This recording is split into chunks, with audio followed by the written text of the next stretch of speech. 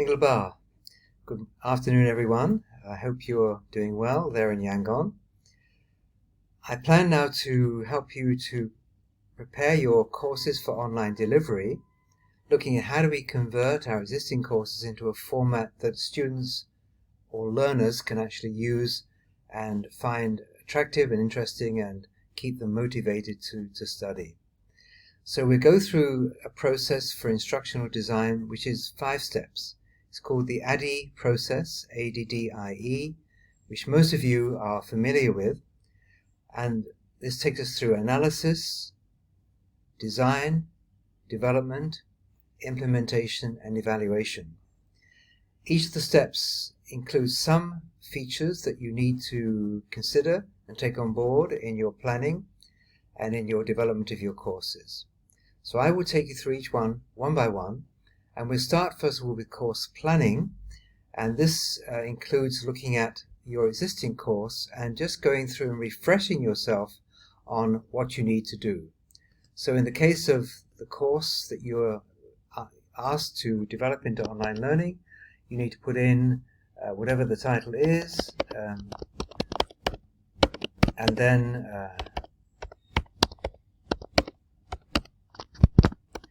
you can go through each of the steps to look at your course design. Your name, course title you've done already. Just refresh yourself on what are the course learning outcomes and what are your expectations of the students or the learners by the end of the course. What do you hope they will learn, be able to do, or experience by taking your course? And then you need to think about what are the sort of activities you want to include in this course. Now, for example, if you're teaching live in the classroom, you will have presentation from yourself, you'll have discussion groups, you'll have the students giving you feedback, you'll have some activities in the class, perhaps some warm-up games, perhaps some presentations by the students themselves. You'll be showing videos, etc. So think about the sort of things you want to do or you currently do in the classroom and how can you make them applicable in the online environment. And then how will you evaluate or assess the students? Currently most of you do end of course exams, but with an online course you need to think about how do you motivate and give feedback to students along the way. So you need to be looking at not only the final grade, but also how will you assess, provide self-assessment, which can be done either with summative assessment, like a grade attached to it, or just for self-assessment along the way. Now you're looking for 30-hour classroom courses on average for most of you, but this may not be possible to deliver 30 hours online. It's a bit unreasonable for students to have to study for 30 hours online. You might expect it to be something more like 10 hours in total to cover the course, but you can add additional reading and stuff that they could do outside of the classroom that you might want to build up to give them more substantial learning experience. But we cannot replicate a 30-hour course online. So then you need to write the course description. How will you approach the teaching? What sort of things will you include? For example, this is a screencast. You can do this. You can add online videos, etc., etc. You need to break your course down by weeks or by topics, so it's easy for the students to go through from the beginning to the end. I think weekly is probably the way to do it, or you can do it by session 1 through to session 10, whatever the number of sessions you have in your course.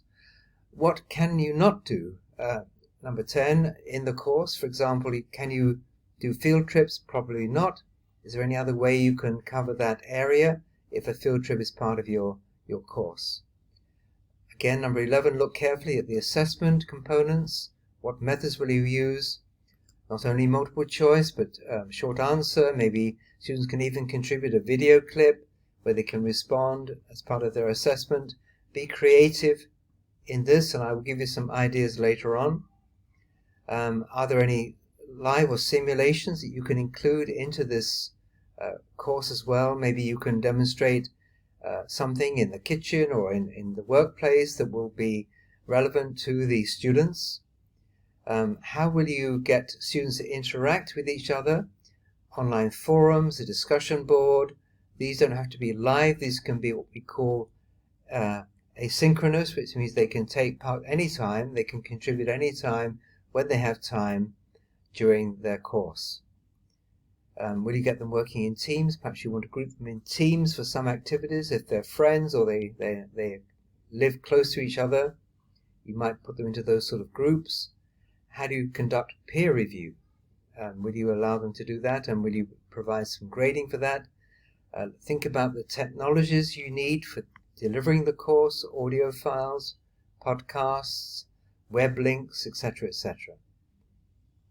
What other resources do they need? You want to look at what else will you need to produce.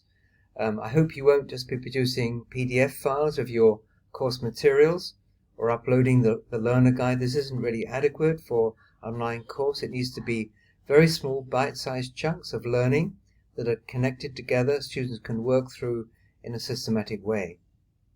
Think about any other resources you need, and then any other websites you may need to address.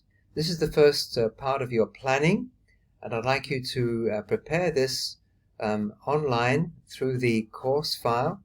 You have the copy of this template. Please upload it, and when you've completed it, I will comment on it and give you feedback. And this is your first assignment in this course. Thank you, and I'll speak to you again soon. Have a good day. All the best.